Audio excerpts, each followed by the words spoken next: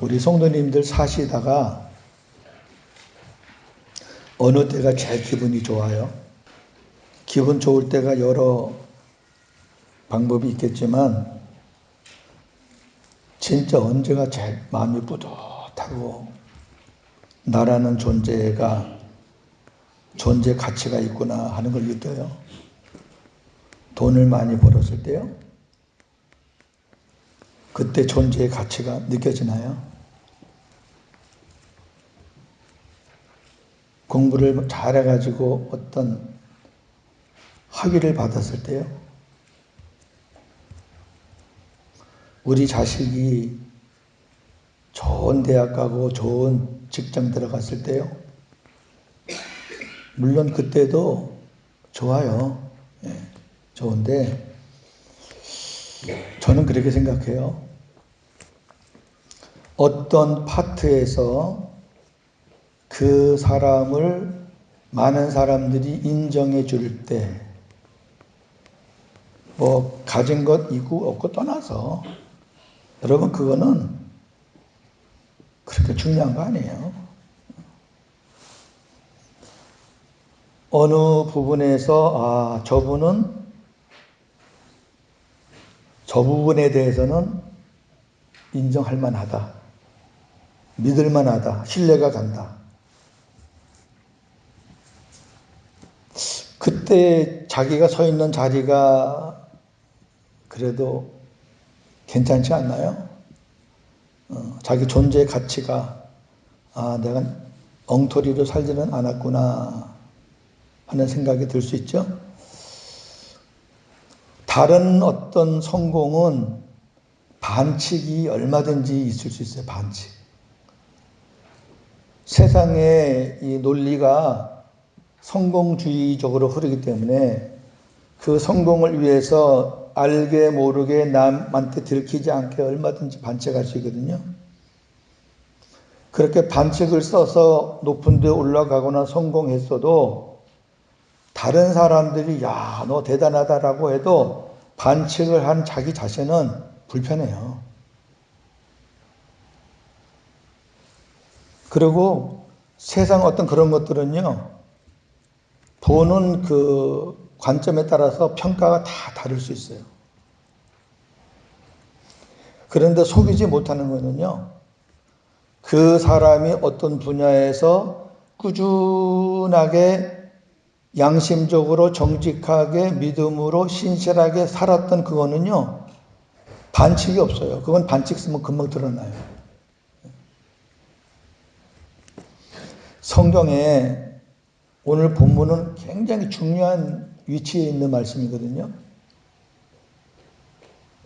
그래서 저는 이 말씀을 묵상할 때마다 나도 이런 사람이 되면 좋겠다. 그런 소망을 갖게 되는 말씀이거든요. 자, 화평이라는 말, 평화, 평강 다 좋습니다. 한글로는 다 그렇게 표현하는데 이게 히브리 말로는 살롬이고 헬라 말로는 에이레네입니다. 우리는 이제 평화, 평강만 아는데 원래 이 뜻의 바탕에는 이런 뜻이 있어요. 온전하다, 그 다음에 번영, 조화 이런 의미가 있어요. 그래서 이스라엘 민족들은 평화를 하나님의 최고의 선이요 최고의 복으로 여겼습니다. 왜? 이 살롬 그러면은 그 안에 번영, 조화, 온전함 이런 것들이 다 포함. 그러니까 그런 것들로 인해서 오는 평화지 일시적인 어떤 세상적인 있다가 없어지는 그런 평화의 의미가 아니거든요. 살롬은. 근데 이제 성경에서 평화를 말할 때 개인의 인생이나 국가 간의 평화도 말을 하지만 궁극적으로는 하나님과 인간의 관계, 하나님과 인간의 관계가 막혔었는데 예수님으로 말미암아 그 화평, 화목, 평화, 평강이 생겼단 말이죠. 그 부분에 큰 의미를 두고 있습니다. 성경에서는. 그래서 오늘 이 부분을 한번 깊이 묵상하면서 은혜를 나누겠습니다. 본문 같이 읽겠습니다. 마태복음 5장 9절입니다. 화평하게 하는 자는 복이 있나니 그들이 하나님의 아들이라 일컬음을 받을 것임이요. 아멘. 이 말이거든요. 여러분, 하나님의 아들이라는 거는 하나님이 보내신 예수님을 내 안에 영접하고 내가 거듭나고 중생하면은 하나님의 자녀가 돼요. 여기서 말하는 이 하나님의 아들이 그 칭의적인 하나님의 아들을 얘기하는 거 아니에요. 우리가 화평하게 해야지 하나님의 아들이고 화평하게 안 하면 하나님의 아들이 아닌 건 아니잖아요. 여기 하나님의 아들이라 일컬음을 받는다는 것은 하나님께로부터 받는다는 얘기가 아니라 세상으로부터 받는다는 거예요. 야, 저 사람 진짜 목사 같다. 저 사람 진짜 하나님의 자녀 같네. 저분이 어느 교회 장로님, 권사님, 집사님이라면 야, 저런 분 같으면 나도 예수 믿겠다. 그런 말을 듣는 거거든요. 근데 지금 우리 예수를 믿는다고 교회 다니는 사람들이 이런 말을 듣기는커녕 오히려 거꾸로 말을 듣고 있는 세상 아닙니까? 교회를 나가고 싶어도 저런 사람들 때문에 나가기 싫다. 저 사람이 좀 목사님이 왜 저런 식으로 저렇게 목사의 그 본질을 벗어나서 왜 저렇게 하고 다니지? 그러면요, 그 사람이 아무리 목회자로서 훌륭한 일을 했다고 해도 사람들로부터 인정을 못 받으면 그 사람은 인생을 잘못 산 거예요. 근데 이 땅에서 사람들에게 하나님의 아들이라 일컬음을 받는다. 야, 저 사람은 진짜 예수쟁이다. 정말 저 사람은 성도다. 저 사람 같으면 내가 믿겠다. 이런 말을 들을 수 있는 그 하나의 딱 근거가 뭐냐면은 한 가지예요. 화평하게 하는 자인데, 화평하게 하는 자라는 거는 조금 더 이거 풀어보면은 화평을 만드는 자예요. 그럼 오늘 말씀은 제가 서론금 결론을 내드리고 시작하는 건데, 평화를 만들어가는 사람들은 인정을 받는 거죠. 교회 안팎에서. 평화를 깨뜨려가는 사람들은 못 받아요. 그분들, 모르는 분들은 저분이 왜 그러나 그걸 몰라요.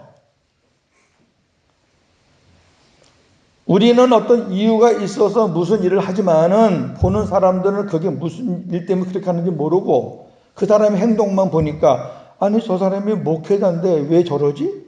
왜 저렇게 말을 함부로 하고 다니지? 왜 자기네 교회 교인들을 욕을 하지?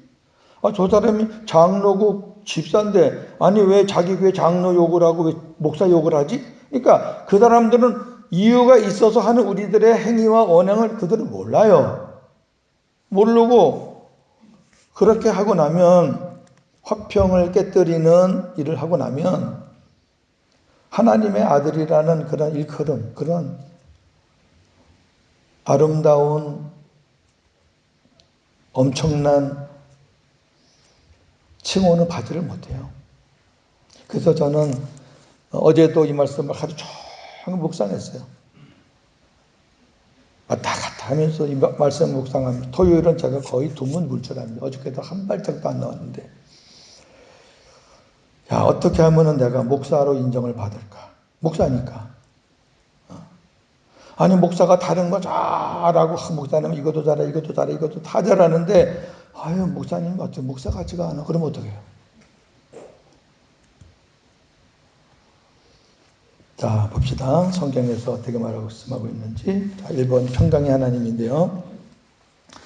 하나님은 평강의 근원이시며 평강의 하나님이십니다. 시편 29편 11절 여호와께서 자기 백성에게 힘을 주시며 여호와께서 자기 백성에게 평강의 복을 주시리로다. 그렇죠. 하나님은 자기 백성이에요. 자기 백성.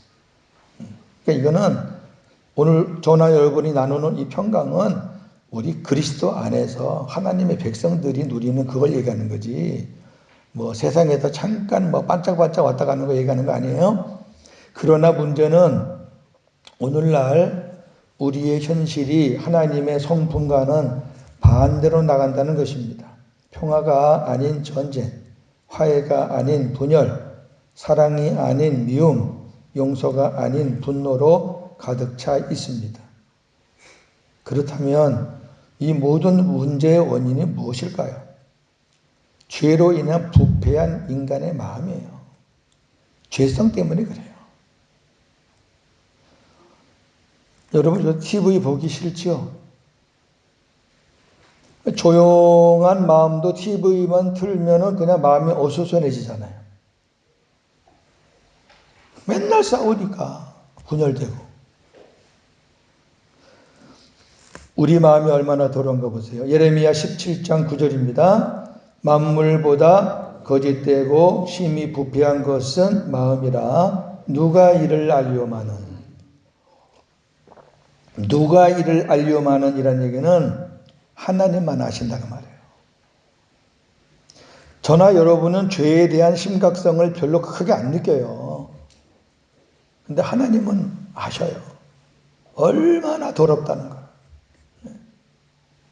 여러분, 만물 중에서 얼마나, 참, 만물이 깨끗한 것보다 더러운 게 훨씬 많을 텐데, 그것보다 거짓되고 부패한 게 우리 마음이래요. 인간의 마음은 사탄에 의해 죄로 심히 부패합니다. 인간은 죄의 문제가 해결되지 않는 한 평화를 누릴 수 없습니다. 그래서 하나님께서 예수님을 평화의 왕으로 이 땅에 보내셨습니다. 이사야 9장 6절 한 아기가 우리에게 낳고 한 아들을 우리에게 주신 바 되었는데 그의 어깨에는 정사를 메었고 그의 이름은 기묘자라 모사라 전능하신 하나님이라 영존하시는 아버지라 평강의 왕이라 할 것입니다. 많은 이름이 있지만은 평강의 왕이라는 이름이 있어요. 하나님께서는 죄로 말미암아 단절되었던 인간과의 관계를 화목하게 하기 위해 독생자를 제물로 내어놓으셨고 예수님은 아버지의 뜻을 따라 십자가에서 화목 제물이 되셨습니다. 그냥 제물이 아니라 화목 제물이에요.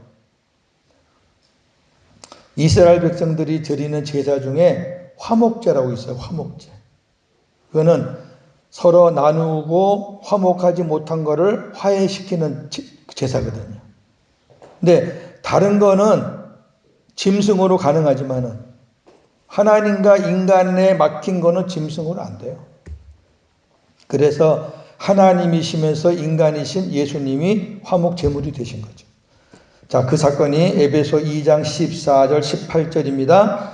그는 우리의 화평이신지라 둘로 하나를 만두사 원수된 것 곧 중간에 막힌 담을 자기 육체로 허시고 법조문으로 된 계명의 율법을 폐하셨으니 이는 이 둘로 자기 안에서 한 세 사람을 지어 화평하게 하시고 또 십자가로 이 둘을 한 몸으로 하나님과 화목하게 하려 하심이라. 원수된 것을 십자가로 소멸하시고 또 오셔서 먼데 있는 너희에게 평안을 전하시고 가까운 데 있는 자들에게 평안을 전하셨으니 이는 그로 말미암아 우리들이 한 성령 안에서 아버지께 나아감을 얻게 하려 하심이라. 아멘.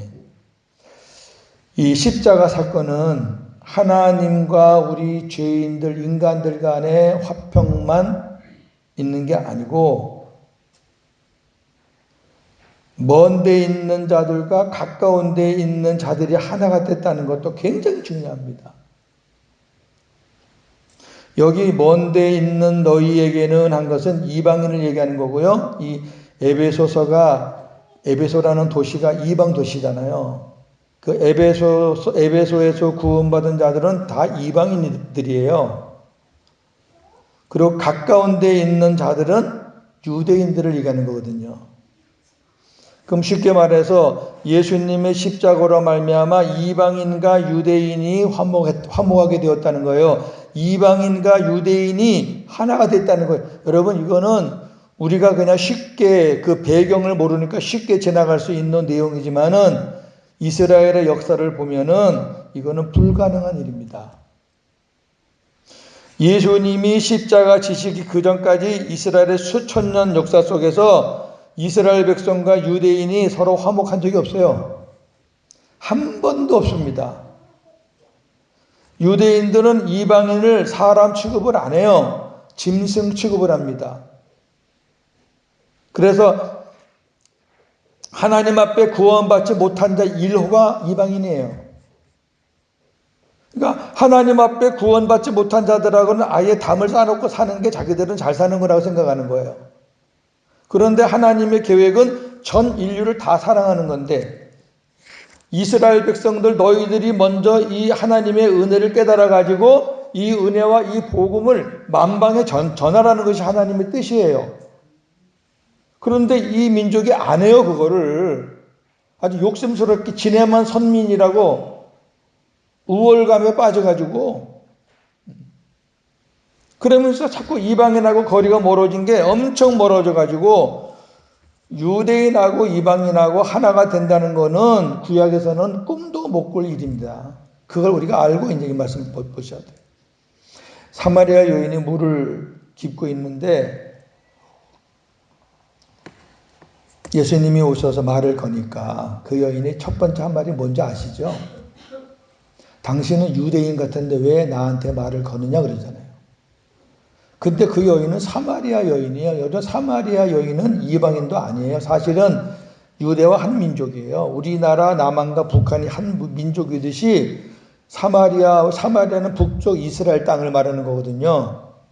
근데 그 북쪽 이스라엘이 아수르라는 나라가 들어와 가지고 완전히 나라가 그냥 그 순수성을 잃어버리고 혼혈 민족이 되어버렸어요.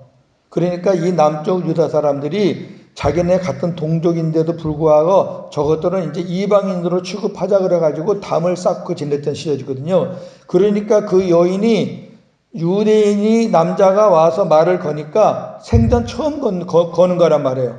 아니 어찌 당신이 유대인인데 왜 나한테 사마리아 여인 나한테 말을 거느냐? 왜 지금까지 그런 일이 없었다는 거죠. 그러니까 보세요. 하나님하고 우리는 고사하고 유대인하고 이방인이 하나가 될 수 있는 방법이 이 세상에서는 없어요. 답이. 그래서 그것을 위해서도 우리 주님이 십자가를 지신 거예요.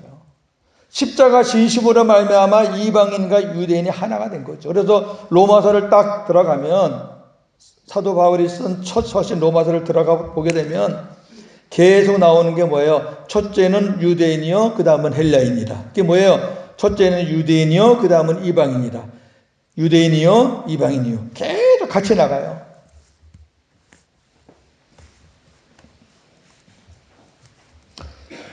이렇게 해서 하나가 되게 하기 위해서 예수님이 오셨잖아요. 그 예수님을 저 여러분들은 지금 가슴에 품고 살잖아요. 그런데 우리가 그 화목 제물 되신 그 예수님의 그 사랑과 그분의 그 마음을 우리가 깨닫지 못하고 우리가 화목의 삶을 살지 못한다면은 이거는 정말 우리가 하나님 앞에 부끄러운 거죠. 자, 두 번째 보세요. 예수 그리스도의 복음은 평화를 위해 자신을 희생시킨 평화의 복음입니다. 하나님은 우리에게 이 복음을 전하라고 화평의 사명과 화목하게 하는 말씀을 주셨습니다. 고린도후서 5장 17절 19절입니다. 그런즉 누구든지 그리스도 안에 있으면 새로운 피조물이라 이전 것은 지나갔으니 보라 새 것이 되었도다. 모든 것이 하나님께로서 났으며 그가 그리스도로 말미암아 우리를 자기와 화목하게 하시고 또 우리에게 화목하게 하는 직분을 주셨으니 곧 하나님께서 그리스도 안에 계시사 세상을 자기와 화목하게 하시며 그들의 죄를 그들에게 돌리지 아니하시고 화목하게 하는 말씀을 우리에게 부탁하셨느니라. 아멘. 보세요. 세 번째 줄에 우리에게 화목하게 하는 직분도 주셨고 마지막에 화목하게 하는 말씀을 우리에게 또 부탁하셨어요. 그러니까 저나 여러분은 이제 하나님의 사랑, 예수님의 그 화목, 그것을 우리는 전하고 또 가르치게 되는 삶이겠어요. 그게 우리가 맡은 직분이고 우리가 받은 말씀이란 말이죠. 제가 말씀드렸잖아요. 마귀는 나누어서 죽이는 거예요. 특기가. 그러니까 분열시키는 특기예요. 그러나 성령님은 늘 하나 되게 하셔요. 적어도 우리 같은 하나님의 자녀들만큼은 하나 되기를 원하신단 말이에요. 그런데 은혜가 많은 곳에 그놈도 역사를 많이 하거든요. 우리가 진짜 하나가 돼서 이제 물리치면서 영적으로 싸워야 되는데 뭘로 싸우느냐? 말씀이에요. 말씀. 주님이 주신 말씀. 오늘 주신 말씀. 그리고 하나님이 나에게 주신 직분이 뭐냐? 화목하게 하는 직분. 하나님이 화목을 위해서 아들을 주셨다. 아들이 화목을 위해서 십자가에 죽으셨다. 그리고 우리와 하나가 되셨다. 그분이 우리에게 요구하는 것은 하나다. 뭐예요? 그 화목을 지키고 그 화목을 전하고. 우리가 예수님의 은혜로 하나님과 만나게 됐다. 하나님을 아버지라 부르게 됐다. 하나님과 단절됐었는데 예수님 때문에 우리가 하나님과 소통하게 됐다. 저 사람들과 우리가 안 좋았었는데 예수님의 사랑으로 하나가 됐다. 우리 다 같이 하나가 돼야 된다. 이게 하나님의 뜻이고 이게 예수님의 사랑이고 그걸 우리가 전해야죠. 자, 그럼 이제 구체적으로 들어갑시다. 화평케 한다라는 말은 화평을 만든다라는 그런 원어의 의미가 있어요. 화평케 한다, 화평을 만든다, 화평을 심는다 이런 의미인데 화평을 사랑한다고 외치는 사람들은 참 많아요. 근데 화평을 만드는 화해자는 적습니다. 사람들이 평화를 사랑한다면서도 화평을 이루지 못하는 것은 평화에 대해서 이야기만 할 뿐 화평을 위해 자기 것을 소원해 보려고 하지 않기 때문이에요. 화평을 만들어 가려면 예수님처럼 자기를 비우고 자기를 희생하지 않고는 누구와도 화평할 수 없고 화평을 만들어 갈 수 없습니다. 다시 말해서 자기를 희생하지 않고 어떻게 화평을 만들어 갑니까?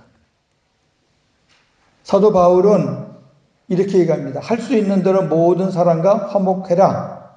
그리고 그렇게 하기 위해서는 자신의 유익을 구하지 말고 많은 사람의 유익을 구하라 그랬습니다. 로마서 12장 18절입니다. 할 수 있거든 너희로서는 모든 사람과 더불어 화목하라. 예. 인간이니까 100%는 못해요. 하면 좋지만 참 어렵죠. 그러니까 바울도 할 수 있거든 그랬어요. 할 수 있거든 모든 사람과 화목해라. 그러면서 자기가 어떻게 해서 모든 사람과 화목하게 됐는지를 고백하는 거예요. 고린도전서 10장 33절입니다. 나와 같이 모든 일에 모든 사람을 기쁘게 하여 자신의 유익을 구하지 아니하고 많은 사람의 유익을 구하여 그들로 구원을 받게 하라. 자기가 낮아지지 않고 자기가 희생하지 않으면은 더불어 화목하기가 어려워요. 그리고 우리가 많은 사람과 서로 주 안에서 화목해야 하는 가장 큰 이유는 뭐냐면은 구원 때문에 그래요. 구원은 하나님의 은혜로 받는 건데 그 하나님의 은혜를 받는 것도 사람을 통해서 받잖아요. 저나 여러분이 복음을 전해야 듣고 믿어지는 거지 듣지 않고 어떻게 믿어져요. 그런데 사람의 관계가 화목하지 않으면은 아예 말도 할 수 없고 들을 수도 없어요. 그러면 그 사람의 영혼은 어떻게 해요?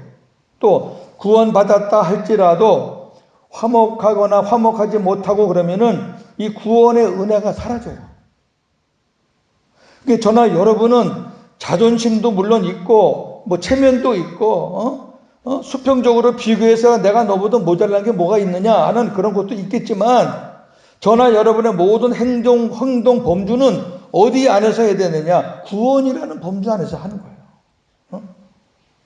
저나 여러분도 구원을 갖고 있는 사람이고 받은 사람이고 앞으로 계속해서 성화되어야 될 사람이지만, 우리가 화목하지 못한 사람이 많으면 많을수록 우리의 성화 구원은 더뎌져요. 빨리빨리 성숙해야 될 거 아니겠습니까? 하나님이 언제 부를지 모르는데. 어떤 분은 부부간에도 한번 싸우면 1년 간대요. 이야, 인내가 대단하시. 어떻게 1년까지 가시겠어요? 뭐 친구 간의 의상에서 1년 가는 건 이해가 되는데, 한 집에 사시는 분이 1년을 가요? 한 달이 가요? 그러면 그 한 달 동안에 마음이 어떠냐고요? 서로 구원을 이루어 나가는데 엄청난 소라가 되는 거예요, 그게. 즉, 모든 사람과 화평하기 위해 자신을 희생하라는 것입니다. 그 이유는 단 한 가지, 구원을 위해서입니다. 내가 누군가와 화평하기 위해 나의 유익을 구하지 않고 상대방의 유익을 구하는 것으로 인해 상대방의 구원을 얻을 수 있는 기회가 주어진다는 말씀입니다. 물론 이 상대가 지금 예수 그리스도 안에 들어와 있지 않는 사람을 지금 이야기하는 거죠. 그러나 아까도 말했지만 예수 그리스도 안에 들어와 있는 사람도 이런 일들이 계속 반복되면 별별 의심이 다 생겨요. 내가 구원받은 사람인가? 저 사람이 저 구원받은 거 맞아? 사람은요 참 이상해요. 행위 구원이 아닌데, 분명히 행위 구원은 아닙니다. 목사가 여기서 막 성질을 버럭 냈다고 그래서 제가 구원 취소되는 건 아니에요. 그러나 사람들은 행위 구원이 아닌 줄 알면서도 행위를 보고 구원을 얘기한다니까.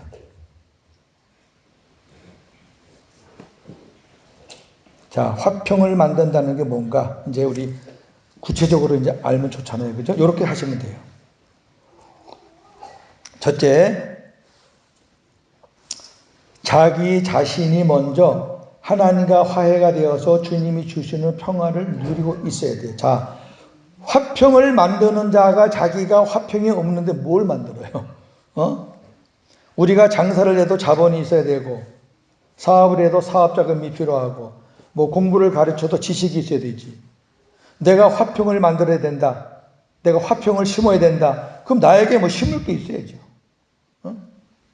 그러니까 내가 누리지 못하는 것을 다른 사람들에게 못 전해요. 우리 부모와 자식 간의 관계가 좋은 가정이 어디 가서 우리 가정은 뭐 부모와 자식 관계가 이래 뭐 이렇게 얘기할 수 있는 거지. 부모와 자식 간에 단절됐는데 그 얘기를 어떻게 해요? 자기가 갖지 못하고 누리지 못한 거는 남에게 얘기할 수 없어요. 그래서 먼저 우리가 누려야 되는데, 자, 로마서 5장 1절입니다. 그러므로 우리가 믿음으로 의롭다 하심을 받았으니 우리 주 예수 그리스도로 말미암아 하나님과 화평을 누리자. 아멘. 네. 하나님과 화평을 직접 누릴 수는 없어요. 하나님과 우리는 직접 만날 수 없어요. 하나님을 직접 만나면 죽어요. 그래서 예수 그리스도로 말미암아 만나야 돼요. 중보자예요. 주님 때문에 우리가 하나님과 화평을 누리게 됐다는 확신이 있어야 되고요. 로마서 5장 10절 11절입니다. 우리가 원수 되었을 때에 그의 아들의 죽으심으로 말미암아 하나님과 화목하게 되었은즉 화목하게 된 자로서는 더욱 그의 살아나심으로 말미암아 구원을 받을 것이니라. 그뿐 아니라 이제 우리로 화목하게 하신 우리 주 예수 그리스도로 말미암아 하나님 안에서 또한 즐거워하느니라. 아멘. 화평을 누리는 것을 넘어서서 주님이 주시는 그 평강으로 막 즐겁게 사는 거예요. 쌀떡에 쌀이 떨어져도 그냥 주님 때문에 행복한 거예요. 네, 그런 평강. 이런 평강이 있어야지 전하지. 쌀떡에 쌀이 가득 찼을 때 전하는 건 누가 못 전해요. 이런 평강을 딱 가지고 있잖아요. 자, 그럼 두 번째. 모든 사람에게 빚진 자의 마음을 가지고 평화의 복음을 전하는 거예요, 이제. 저나 여러분은 빚진 자예요. 여러분들이 고윤재 목사한테는 빚진 거 한 푼도 없지만 하나님께는 빚진 거 많잖아요. 하나님께 빚진 거 많아요. 그럼 하나님이 그렇게 말하는 거죠. 너 나에게 빚졌지? 예. 생명의 빚도 지금 안 진 게 없어요. 왜? 내가 가진 거 다 그분 건데 다 쓰라고 줬으니까 우리 빚진 거야. 그러면 네가 빚진 자라고 생각된다면 너 나가서 내가 너에게 베풀어 준 사랑을 전해. 그게 빚 갚는 거야. 그렇게 말씀하시는 게 로마서 말씀이란 말입니다. 자, 로마서 1장 14절. 헬라인이나 야만인이나 지혜 있는 자나 어리석은 자에게 다 내가 빚진 자라. 이런 마음이 있었기 때문에 사도 바울은 헬라인이든 야만인이든 지식인이든 아니면 무식인이든 다 간 거예요. 에베소서 6장 15절. 평안의 복음이 준비한 것으로 신을 신고 복음을 가지고 다닌다는 거죠. 어떤 복음? 평안의 복음. 그러니까 평화를 누리는 사람, 주님이 주시는 평강으로 막 즐거워하는 사람은 전하게 돼요. 전하게 돼. 이게 누굴 만나도 좋은 거는 얘기하게 되잖아요. 얘기하게 돼요. 그 다음에 이제 조금 더 우리가 구체적으로 들어가면 하나님을 예배하는 일에 막히지 않도록 사람과의 화평을 위해서 먼저 가는 자예요. 너무너무 중요해요. 우리가 1번, 2번은 그런 대로 또 어떻게 좀 누리고 해보는데 이 3번은 잘 안 되는 거거든요. 자, 마태복음 5장 23절, 24절입니다. 예물을 제단에 드리려다가 거기서 네 형제에게 원망 들을 만한 일이 생각나거든 예물을 제단 앞에 두고 먼저 가서 형제와 화목하고 그 후에 와서 예물을 드리라. 예물을 제단에 드린다는 것은 하나님 앞에 예배하는 거잖아요. 근데 예배를 드리려고 하는데 형제 간에 어떤 일이 생각이 났어요. 그래서 예배에 어떤 부담이 생겼어요. 하나님과의 관계에 어떤 지금 문제가 생겼어요. 그걸 성령께서 깨닫게 해주시는 거죠. 여러분 옛날에는 예수 믿기 전에는 또 주님이 내 안에 오시기 전에는 우리가 뭐 양심의 가책 그랬는데 이제 저나 여러분은 양심의 가책이라고 말씀하시면 안 돼. 성령의 깨달음. 로마서 1장에 보면 이런 말씀이 있어요.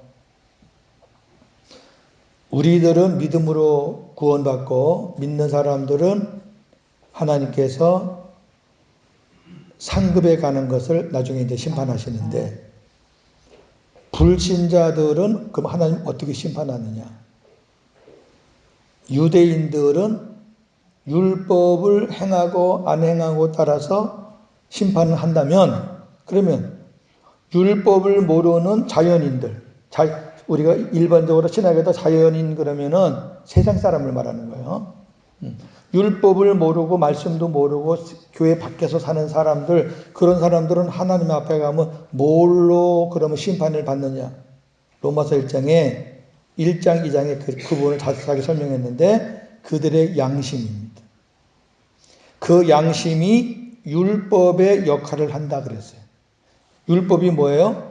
자기가 좋으면 따라하고 안 좋으면 안 하고 자기가 판단해서 하고 안 하고 그게 세상 사람들은 그게 양심이에요. 양심적으로 자기가 뭐 맞다 그러면 하고 맞지 않다 그러면 안 하고 그러나 하나님 보실 때는 둘 다 엉터리예요. 왜? 선과 악의 기준이 자기니까. 그러니까 우리가 이제 양심의 가책 이런 단어보다는 성령의 깨달으심. 그래서 이 형제가 예배 드리는 걸 잠깐 도중에 중단하고 그 꺼리낌 있는 형제와 가서 화목을 하고 와서 하나님 앞에 예배를 드리니까 예배하는 일이 막히지 않고 잘 됐다는 그런 본문인데 그러니까 보세요. 하나님을 예배하는 일에 막히지 않도록 사람과의 화평을 위해서 먼저 간다. 여기 보세요. 예물을 제단 앞에 두고 먼저 가서 이게 결국 자기가 사는 거죠. 한 번 자기가 먼저 가면은 하나님과 소통이 되는 거고 한 번 내가 먼저 가서 한 형제와 화목하게 되면은 하나님 앞에 예배가 되는 거 얼마나 좋아요. 자, 이렇게 화평을 만드는 사람들에게 약속한 복이 오늘 말씀의 제목이에요. 화평을 만들어가는 자는 하나님의 아들이라고 불려진다고 오늘 말씀하셨습니다. 성도는 이미 하나님의 은혜로 하나님의 아들이 되었어요. 여기 말하는 하나님의 아들은 칭의적인 하나님의 아들을 말하는 거 아니라고 제가 말씀드렸어요. 화평을 만드는 자들은 세상 사람들로부터 혹은 내 주변 이웃들로부터 하나님의 자녀로 인정을 받는다는 거야. 하나님의 자녀답다. 저도 고백하잖아요. 어떤 말이 제일 좋으냐? 고윤재 목사는 하나님의 종 목사 같다. 그보다 더 좋은 칭호는 없어요. 그렇게 해서 하나님의 자녀로 인정받으면은 그 사람으로 말미암아 구원의 열매가 사람이 인정을 받으면은 그 인정하는 사람의 말은 들어요. 자기가 막 존경하고 인정해 준 사람이 아무개 씨 일로 와봐. 아, 예. 우리 이번 교회에서 무슨 잔소가 있는데 나랑 한번 같이 동행하자. 아, 그러죠 뭐. 어렵지 않아요 그거는. 그렇게 해서 구원의 열매가 보너스로 주어지는 거거든요. 그런데 반대가 되면은요 안 돼요. 자, 적용 나누겠습니다. 중요한 거 한 번 더 복습해 드리고 마칠게요. 평화를 만든다는 것은 평화를 만들어 간다, 평화를 심는다라는 의미가 있습니다. 이는 평화를 위해서 자신을 희생하라는 말입니다. 평화를 만들어가는 화해자는 자기 자신이 먼저 하나님과 화해가 되어 주님이 주시는 평화를 누리는 자, 모든 사람에게 빚진 자의 마음을 가지고 평화의 복음을 전하는 자, 하나님을 예배하는 일에 막히지 않도록 사랑과 화평을 위해서 먼저 가는 자, 성도들이 이렇게 살아야 하는 이유는 단 한 가지, 구원이에요. 내 성화구원, 상대방의 성화구원, 불신자들의 구원. 저나 여러분은 사는 목적이 구원이잖아요. 아니, 구원받지 못하면 뭐하러 살아요, 이렇게. 이 시간에, 이 좋은 시간에. 구원받기 위해서 사는 거고, 구원받은 사람들은 더 아름다운 구원을 이루어가기 위해서 사는 거고. 두 번째, 화평을 만드는 자는 하나님의 아들이라고 불려집니다. 성도는 이미 하나님의 은혜로 하나님의 아들이 되었지만 화평을 만드는 자들에게는 세상 사람들로부터 하나님의 자녀로 인정받게 하여 구원의 열매를 주시겠다는 축복의 약속입니다. 브로두스는 이 복에 대해서 이렇게 정의했습니다. 한번 같이 읽어보세요. 고동색 글씨 시작. 세상에서 화평케 하는 일보다 더 하나님을 닮은 일은 없습니다. 즉 하나님을 닮은 사람이란 평강의 하나님의 뜻에 따라 세상에 그리스도의 참 평화를 가져다주는 사람입니다. 그러므로 화평을 만드는 화해자, 화평을 위해 심는 자는 복된 사람입니다. 우리 모두 이 복을 받아 누리시는 한 해가 되어지기를 주님의 이름으로 축원합니다. 하나님 아버지 감사합니다. 오늘 우리에게 새해를 맞이해서 우리가 한 해를 어떻게 살아야 될까 생각하면서 말씀을 준비하고 전합니다. 이 말씀에 참 종도 부끄러운 모습들이 많이 생각이 납니다. 우리가 혹시 화평을 만들지 못하고 화평을 깨뜨리는 자로 우리가 쓰임을 받았었다면 주님 용서하시고 화평을 만드는 자, 그래서 하나님의 사람이라고 일컬음을 받는 자, 나로 말미암아 구원의 열매가 이루어지는 그런 삶, 금년 한 해 이렇게 멋지게 살아지는 주님의 은혜가 필요합니다. 저희들은 날마다 변할 수 있습니다. 날마다 주님께서 생수와 하나님의 사랑과 성령의 기름 부심을 가득하게 채워주어서 주님의 마음으로 이러한 삶을 살아드려 나도 살고 교회도 살고 이 지역도 살리고 하나님께는 영광이 되는 한 해가 되어지게 하여 주옵소서. 예수님의 이름으로 기도하옵나이다. 아멘.